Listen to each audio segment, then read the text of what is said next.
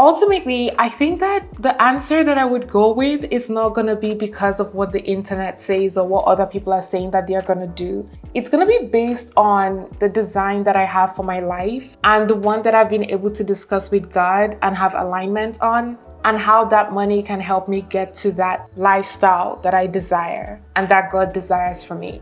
So I'm really curious to know how you would approach this and what your answers will be. If I had $100,000, I would be so shocked. So I've seen a lot of people talk about this. Like, if I had $100,000, this is how I would spend it. This is what I would do. And I just find myself asking, like, well, where are we getting the $100,000? Do we just come across $100,000 just like that? How does that happen? I don't know. If I had $100,000, I think I would give it some thought. I'm the type of person that doesn't really make quick decisions when it comes to like a large amount of money, and $100,000 is definitely a large amount of money. So I would definitely think about it, because like, you know, I've heard a lot of stories of people like winning the lottery or getting into some cash, maybe they inherited it or something, and next thing you know, they have no idea where they spent it, what happened to it. So for me, I would definitely think about it, and then once I've given it some thought, I think my options may look like maybe investing in the stock market,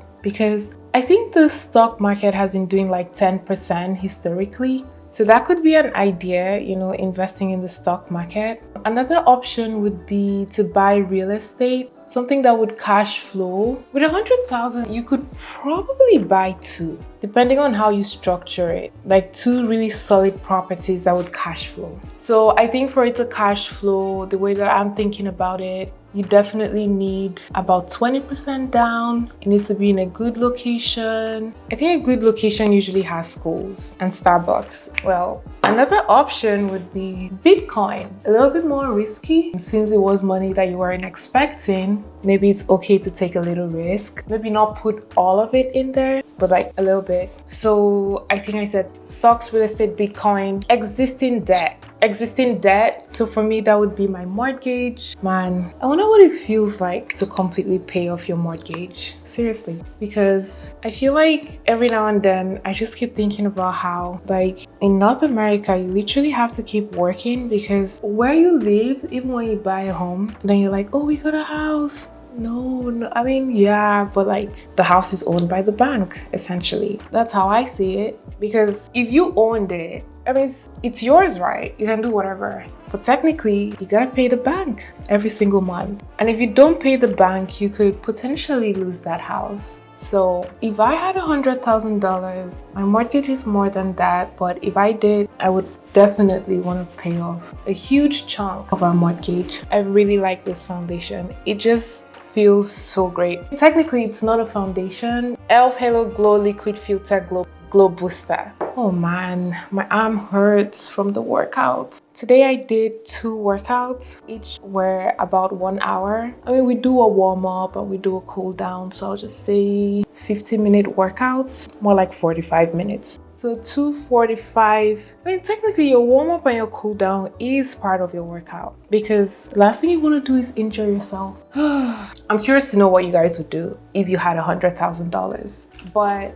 at the end of the day, I think that questions like this, what they really make me think about is my value system. Like, what is important to me? Because sometimes when we have extra money, you know, because sometimes in Canada, there's a month, actually 2 months, where you get paid 3 times instead of 2. And that can feel like extra money, but technically you should have planned for it, because you do get paid 26 times a year. But then that extra money could make you think, oh, I could just spend this because, you know, I wasn't really expecting it, so I can just spend it. When I feel that way, it's usually because I haven't thought about it. Like I didn't know the money, I didn't know that was gonna happen, so I didn't think about it. So now it feels like extra money, which can be good. Like if you've budgeted your whole life to fit what you're gonna be paid without that third pay, oh, that's really awesome. But if you've budgeted and there are things that you crossed off the list because you thought you were not gonna have enough money,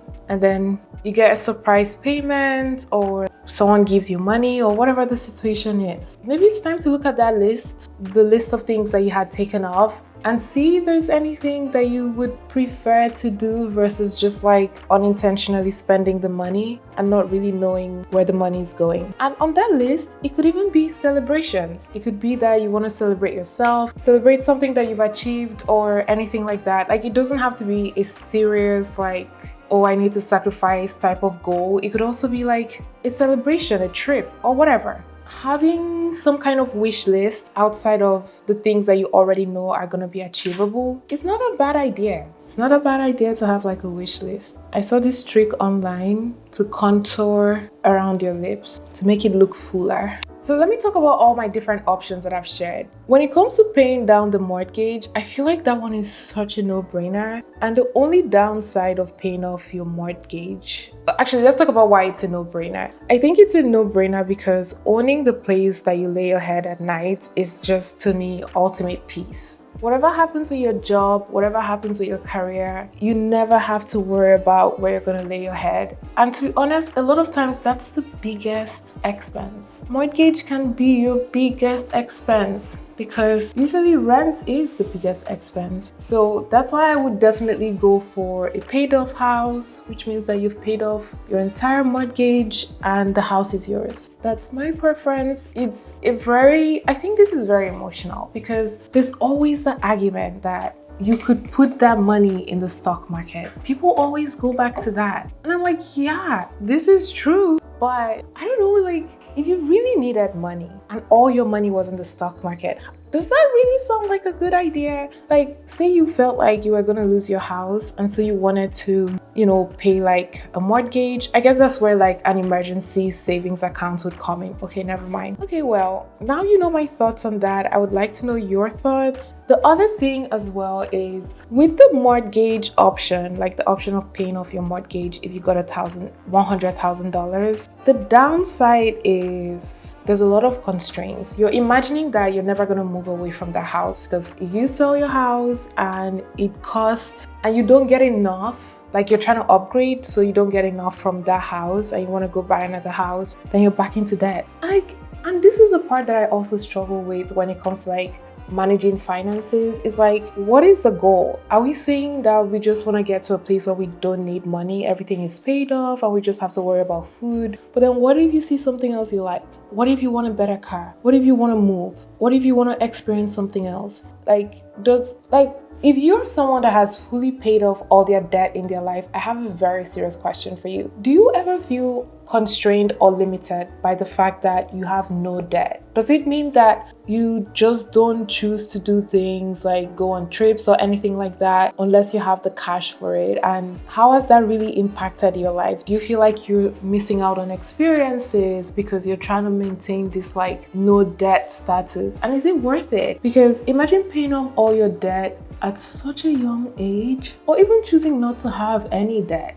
Like, so say you have no student loans and you just choose to rent. What does that look like when you're older? Is that a good idea that you didn't even try to get a house? Because there are other reasons why you wouldn't get a house. But if the reason was just, oh, I don't want any debt. Because I used to be in that boat. I used to think, houses are nice, but who wants to get a mortgage and be responsible for paying it every single month? So all your decisions now are kind of tied to this mortgage, unless you like sell the house. And then like once you've gotten the house, selling it just kind of feels like a bad idea unless it's so profitable. And in this market, I'm not sure that is even possible. So many thoughts. Okay, let's move on to the next one. Just to summarize, there's cash flow freedom because now all the money that you make, you get to keep it because you've paid off your house. And then there's also like emotional peace, emotional peace there. Guaranteed return.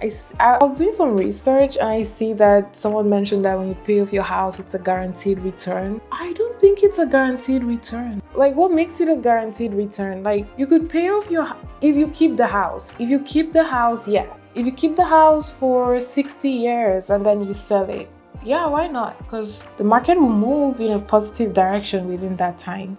I think long term, it's a guaranteed return. But short term, I'm not so sure it's a guaranteed return. Because if you pay off your house and then for some reason you have to sell, yes, you would save in interest, but remember the opportunity cost. You could have invested that money. So when you compare how much you used to pay off the house, that 100,000, and how you could have invested it, was it still a good idea? Like in terms of ROI? Yeah, that's why I don't think it's guaranteed. I think time has a huge factor in making it guaranteed. So I was actually a little bit surprised with my second answer because I was like, oh, maybe I'll do Bitcoin. And I'm surprised because, again, I don't really like to take risks with large amounts of money, but I just think that Bitcoin is a part of the future. That's just my thought. I don't know if anyone else feels this way. And I think that investing in it cautiously is not a bad idea. And so even with the 100,000, I wouldn't put the whole thing there,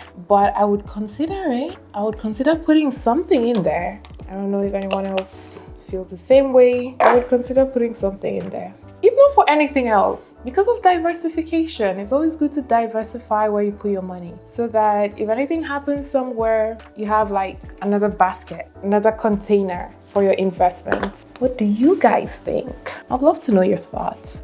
Yeah, I'm very curious to know what you guys think as well. Would you consider Bitcoin in this imaginary scenario? And why? Like, why is Bitcoin on the list and why is Bitcoin not on the list for you? And yes, I know a lot of people are going to be like, no, I wouldn't do Bitcoin because volatility. There's a lot of volatility. Oops, my table is so full today. There's a lot of volatility. Is that how you say it? It's volatile. Like, it goes up, goes down pretty rapidly. But I guess with things like that, I feel like I haven't looked at it. But I think even though it's gone up and gone down, like if you draw a line between the highs and the lows, there's like a middle point that is still pretty good for a long-term investor. So I think a lot of my strategies skew towards long-term. And I just feel like for short-term, you should be thinking about more like emergency accounts and cash flow. So that brings me to my next answer, which was buying a rental property. I'm just spreading the hair everywhere. Buying a rental property, that was my next answer. And I think this one is so obvious why it makes sense. It's like, if you get a property that is gonna cash flow, it's not just about waiting for it to appreciate and have equity so that you can sell it and make money. It's already making money from day one. You understand? So this one, I think this one is a no-brainer. I think this one makes a ton of sense. Some people get upset about this. I'm using the NYX blush. Some people get upset about this because there's something about housing, like people don't have enough places to live.